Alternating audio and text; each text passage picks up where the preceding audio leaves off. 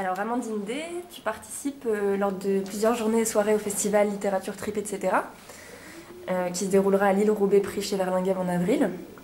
Donc une des envies de cette association, c'est de défendre une littérature vivante et de l'ouvrir à la transdisciplinarité. Ça me semble assez proche de ce que tu abordes dans ton travail d'écrivaine et dans tes démarches. Par exemple, pour le texte qui va être programmé dans le festival, avec les vagues, t'as l'impression de rien peser, tu as travaillé avec une plasticienne, Clotilde Stess. Est-ce que tu pourrais expliquer en quoi a constitué cette collaboration ? En fait, cette résidence à Dunkerque, elle avait pour thème une station de tourisme expérimentale. Et du coup, comme son nom l'indique, l'idée c'était de faire confiance aux artistes qui étaient invités. Et comme en fait, voilà, c'était avec Fructose, avec la Générale d'Imaginaire, enfin, les gens connaissaient notre travail, et du coup nous faisaient confiance. Et il y avait vraiment juste à être là, à se balader, et puis à recevoir ce qui se passait. Et puis après, enfin, l'idée c'était d'aller à la rencontre des gens. Nous, très vite, on s'est arrêté sur l'idée de faire un parcours,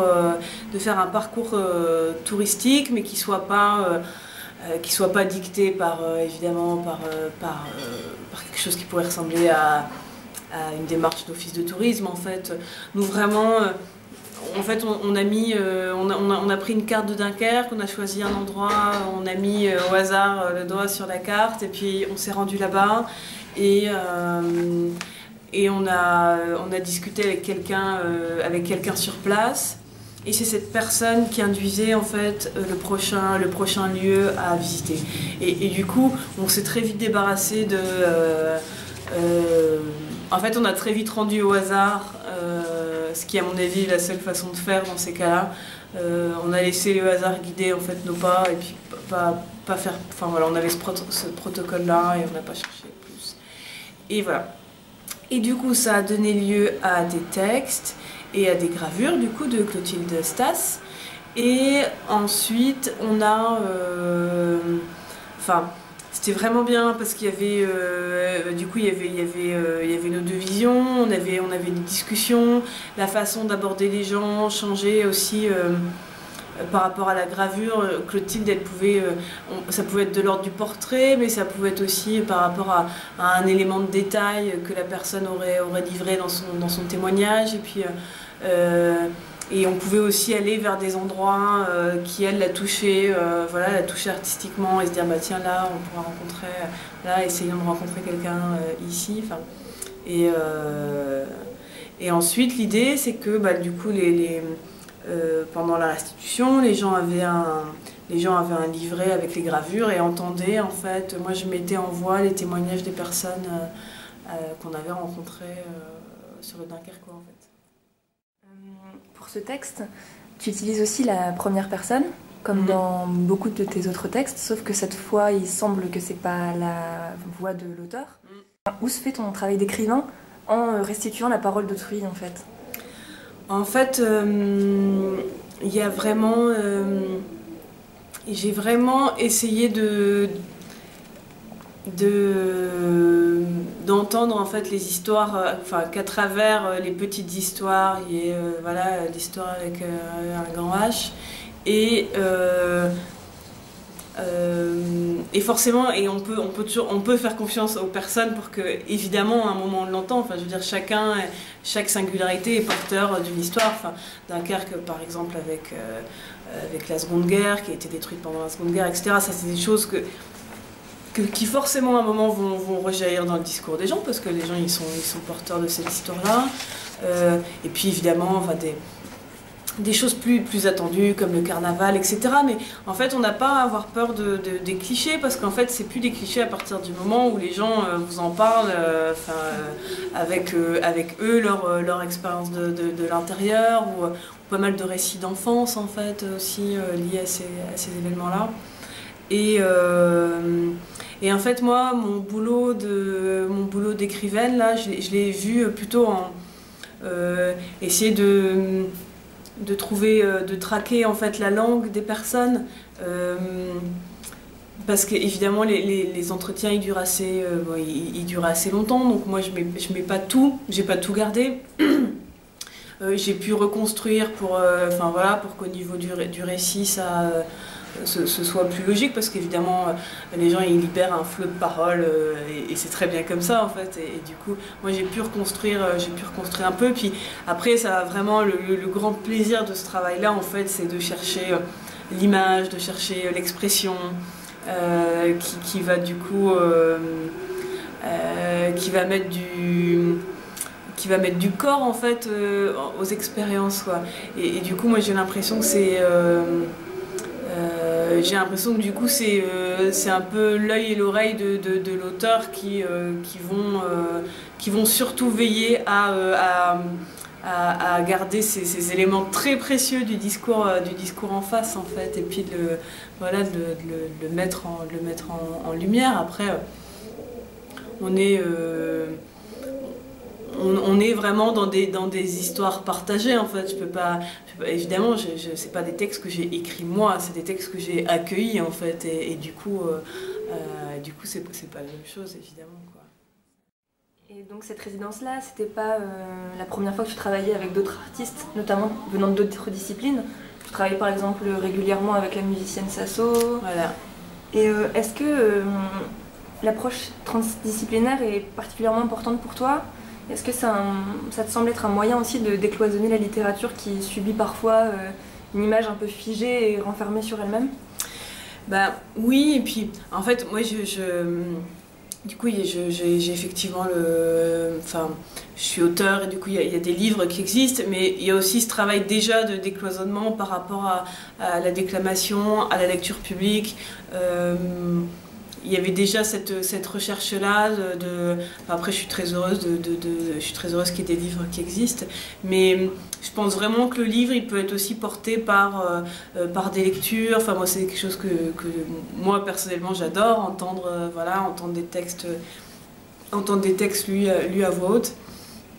Et à partir de là, du coup, forcément, on a ensuite envie de se frotter, soit quelqu'un qui est dans l'art plastique, soit avec effectivement Sasso qui est musicienne, et qui du coup, et là c'est ce qu'on a vécu vraiment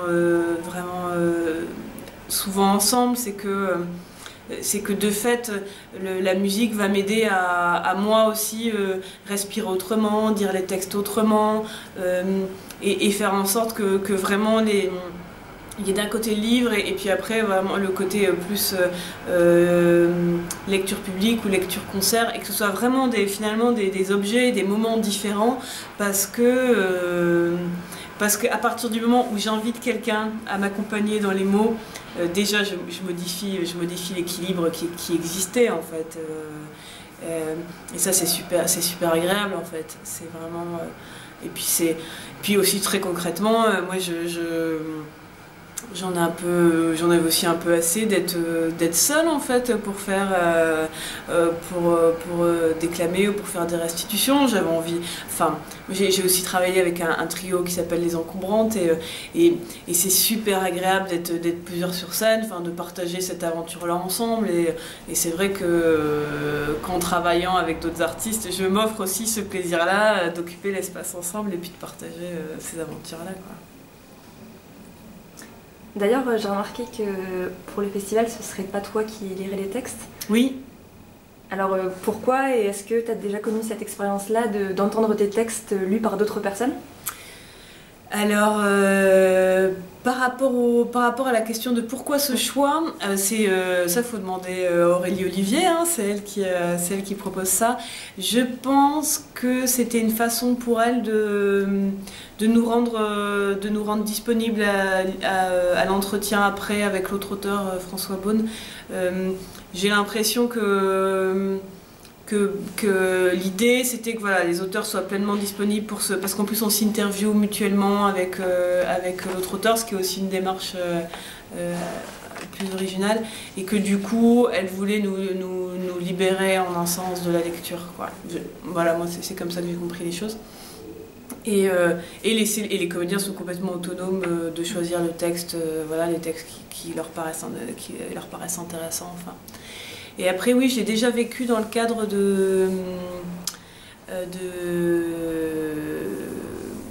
Dunkerque, ça s'appelle Plaisir de lecture. Je crois que c'est le Plaisir de lecture. Et là, pareil, c'était une comédienne et un musicien, une musicienne qui reprenaient les textes. Et en général, c'est des expériences assez intéressantes parce que forcément, des gens se réapproprient le texte et du coup, même moi, alors c'est un peu déroutant parce que voilà, on entend dire son texte à voix haute et que du coup, ça nous met dans une posture assez étrange, mais en fait, quand les gens s'approprient pleinement le texte, c'est assez intéressant à écouter. Et tu parlais justement du concept un peu particulier de la rencontre avec l'autre auteur, où il n'y a pas de médiation littéraire, mais où vous posez chacun et chacune les questions. Justement, est-ce que tu t'es reconnu dans l'univers de François Beaune et dans sa démarche ? Ah ben oui, parce que je pense que alors lui il est sur un dispositif où à la fois il a rencontré les personnes et en même temps je pense qu'il y a eu je sais pas si c'est un blog mais il a reçu aussi des textes. Après, en termes d'ampleur de travail, on n'est pas du tout sur les mêmes échelles parce que là où moi c'était une résidence de 3 semaines, sauf erreur de ma part, lui je pense que ça a duré 2 ans son périple, donc voilà, on n'est pas sur les mêmes sur la même durée tout simplement de projet, mais sur la démarche, je pense de se dire grâce à plusieurs voix, je reconstitue, enfin je donne vie à un paysage. Je pense qu'on est vraiment sur la même démarche, enfin voilà, de faire résonner entre elles des histoires personnelles. Ouais, je pense qu'il y a correspondance, clairement.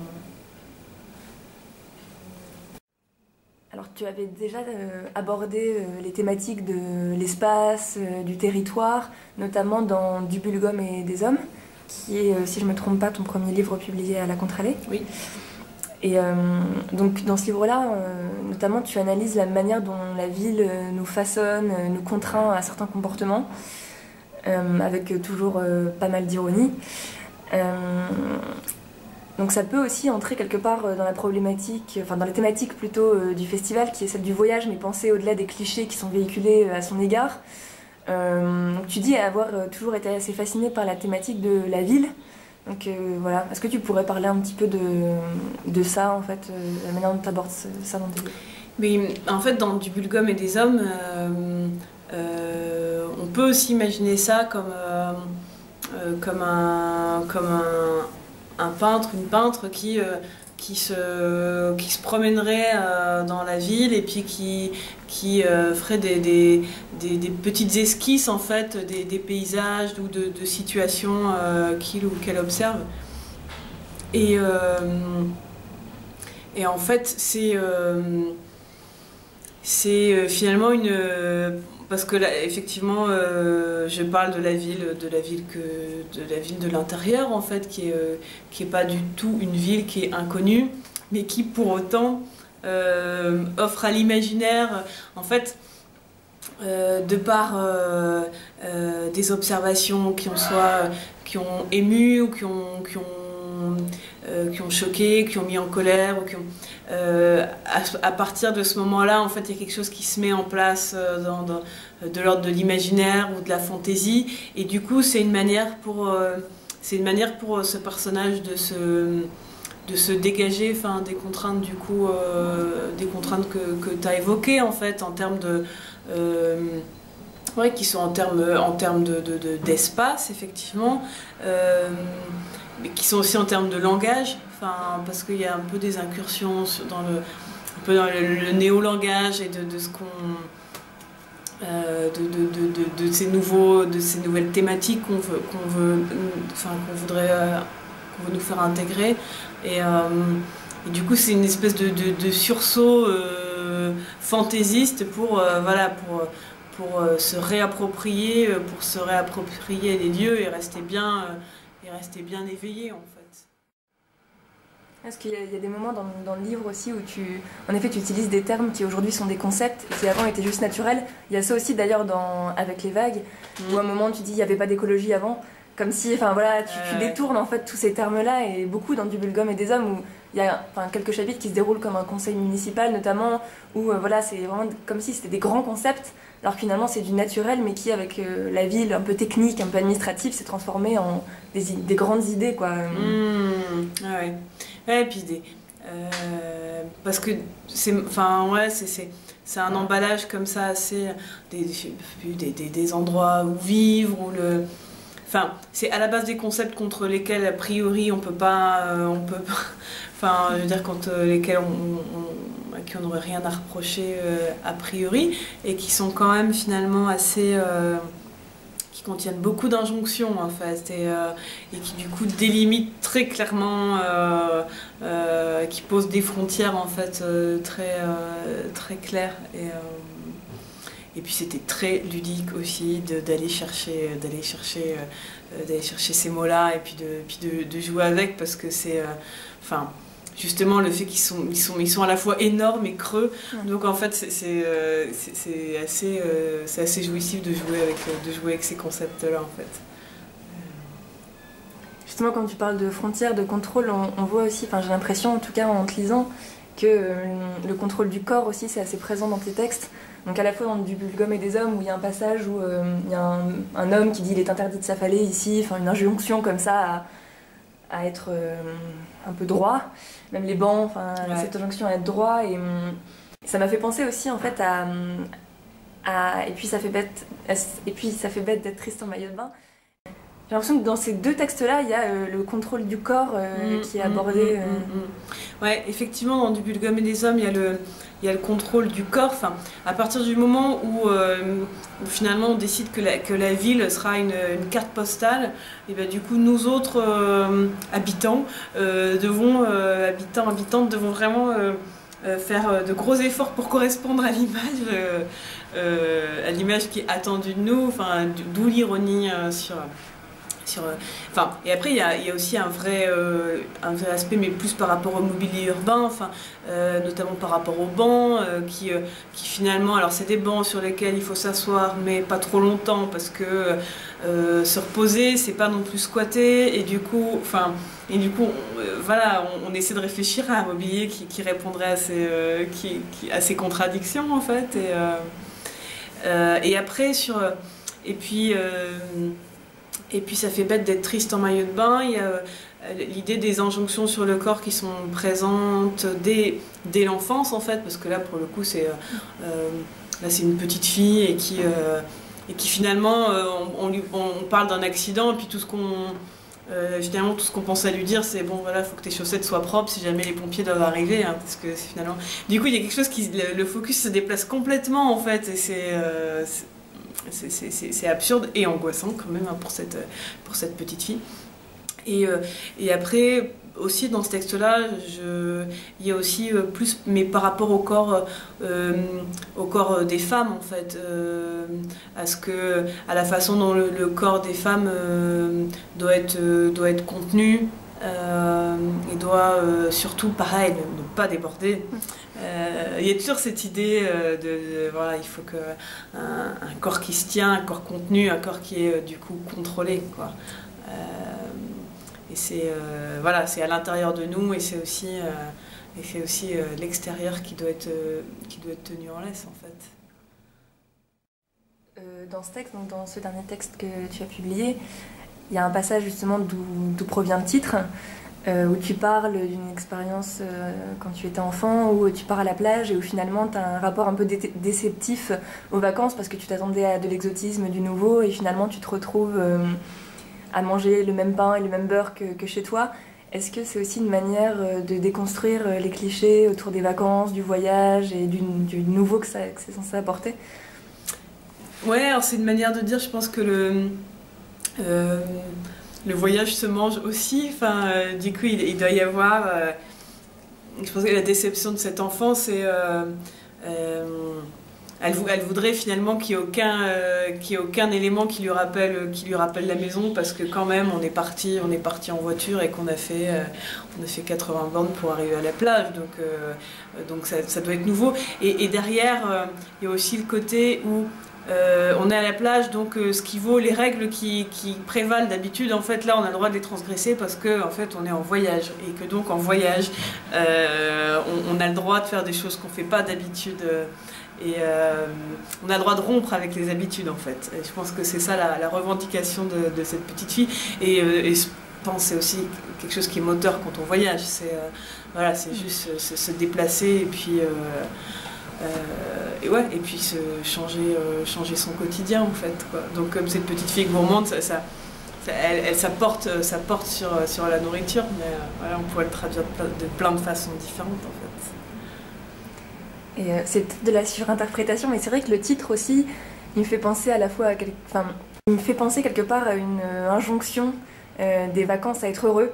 Genre, voilà, être en maillot de bain, finalement, on est obligé d'être souriant, sinon ça marche pas. C'est vrai qu'il y a une ambivalence, en fait, dans ce titre-là aussi. Et c'est rigolo parce que souvent, quand les gens ont entendu le titre, ils ont l'impression que je parle d'une adolescente, en fait, avec le côté, du coup, le corps adolescent qui se retrouve exposé sur la plage. Et en fait, non, c'est plutôt un corps pour le coup, c'est une petite fille. Mais c'est encore une fois jouer sur le côté... ce côté des apparences, et effectivement de ce qui est attendu de nous, parce que alors finalement cette petite fille obtient de haute lutte son beignet, et en fait elle s'est perdue. Enfin, ça c'est l'expérience qui est la plus partagée, je pense, où tout le monde dit ah mais oui, ça m'est arrivé. Et en fait elle perçoit très vite que finalement dans ce contexte-là, dans ce paysage-là, elle est triste, mais finalement elle ne sait pas si elle y est autorisée, parce que c'est les vacances, parce qu'on est en maillot de bain, parce qu'elle a enfin son beignet, et ce qui veut dire qu'en fait elle a déjà intégré pas mal de normes, en fait, de normes sociales, qui font que pendant tout un temps, même si elle ne va pas forcément y arriver, mais elle va essayer de retenir son émotion, en fait. Et je pense qu'après, à l'âge adulte, on est beaucoup à essayer désespérément d'avoir les émotions qui correspondent au moment qu'on vit, en fait, avec plus ou moins de maladresse.